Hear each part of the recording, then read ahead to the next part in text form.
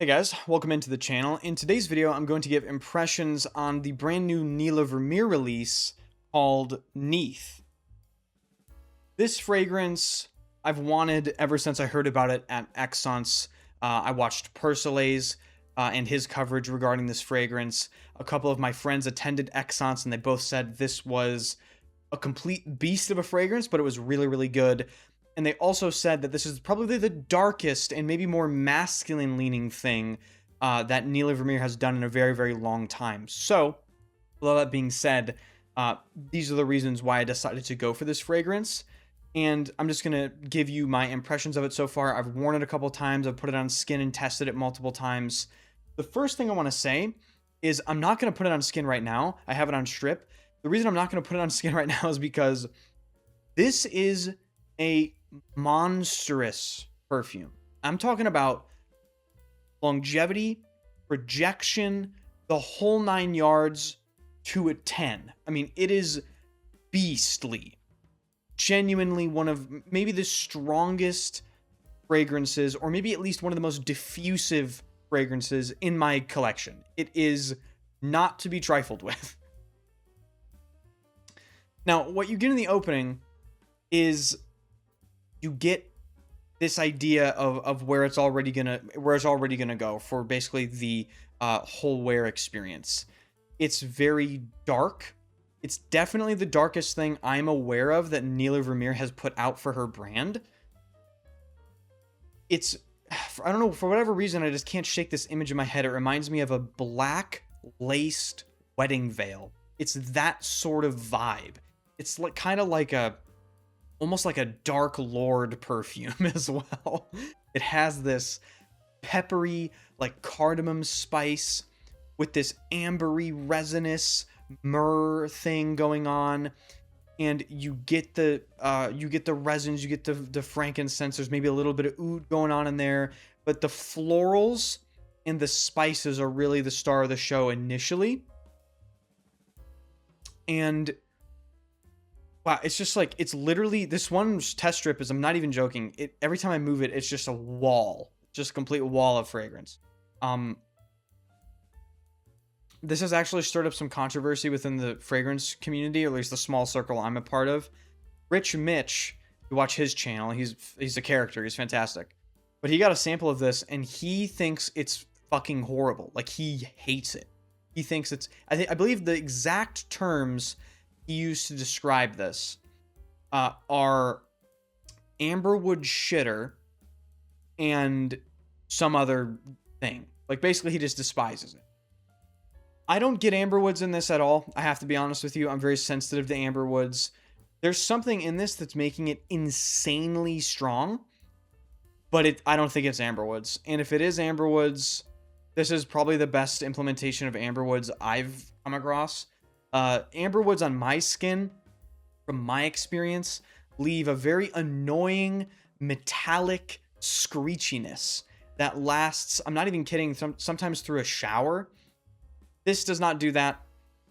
This, in the dry down, is sort of a more muted version of the opening. It never goes into that screechy, irritating direction, in my personal experience. And I've also had some, perhaps some inside information regarding the formula cost of this. Apparently the formula for this is insanely expensive. Neela Vermeire is a brand that I really associate directly to quality. Like, Neela Vermeire and quality are just, they're synonymous.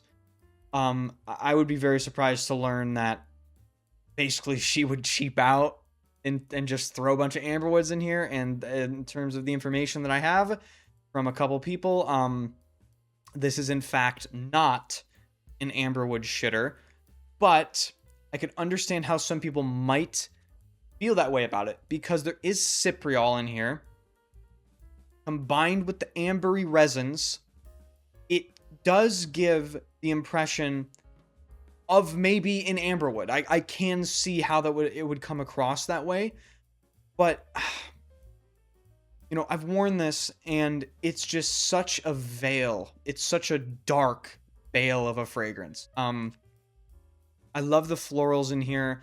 It's so well blended, I have a hard time picking out individual florals, I get maybe a rosy inflection, something that I consider to be maybe like a jasmine-y, slightly indolic thing going on. I actually don't know the notes, to be honest with you, but if I had to describe this in one sentence, this is an ambery, spicy floral perfume with maybe a hint of leather and oud. I'm talking about like the slightest addition of that. And of course, there's myrrh, I believe, in here. Very resinous, sort of a red glow going on. And maybe a little bit of vanilla. I'm not entirely sure. There is a sweetness that I perceive to be as vanilla. I could be wrong. Maybe it's some sort of benzoin. Maybe it's some sort of, Altol or something. I don't know. But in terms of where this lands in the Neela Vermeire category or lineup, this is certainly the darkest thing I've tried from her. This is also certainly the most potent thing from her range.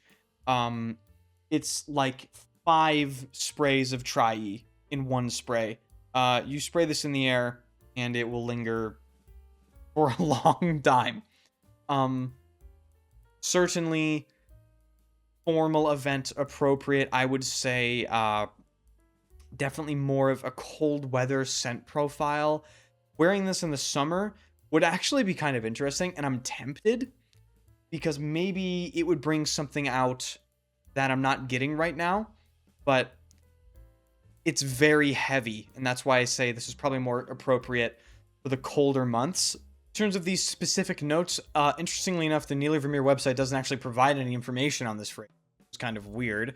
So I'm going to read first off of Fragrantica and then Parfumo. The perfumer is obviously Bertrand Duchaufour. He's done all the work for Neela Vermeire. Fragrantica has myrrh, carnation, rose, frankincense, cypriol, black pepper, labdanum, oud, and castoreum. And Parfumo has something slightly different. Castoreum, cypriol, floral notes, so it doesn't specifically mention rose, oud, pepper, resins, and woods. So I definitely do get the rose. It is a black rose. That's what I would describe this as. This is a black rose. Some people describe rose as colors, like, oh, this is a red velvety rose. This is a dark purple rose leaning into black.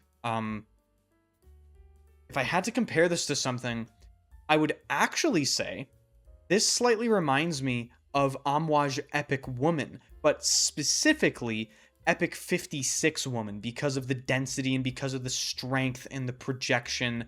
I think it has a similar spicy, floral, resinous thing going on compared to Neith. So those are my first impressions regarding the new Neela Vermeire creation. It has to be said, this perfume is incredibly expensive, and I don't regret the purchase at all, but I just think we're getting to a point with perfume prices where it's like, where's the top here, guys? I believe this is 375 euros. That is, it's not even 100 ml. This is a 60 ml bottle. Like, we're just getting into stratospheres that they just don't make any sense regardless of the quality of the product. And, make no mistake, this is an exceptionally high quality product. I mean, you can just tell from, everything from the bottle design to the materials used. It's a very well thought through and well implemented product at the end of the day. But it's, perfume for perfume lovers is starting to be just completely unattainable.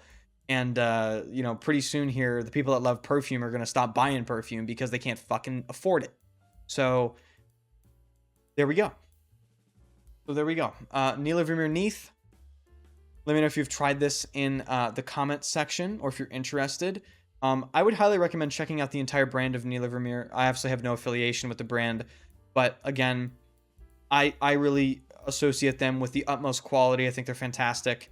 And Neela Vermeire, according to every one of my friends that have met her personally, she's a fantastic person, according to them. So if you do decide to support her brand by buying something, you're supporting a good, a person that loves perfume, which is great. So thank you so much for watching, and I will see you guys in the next video.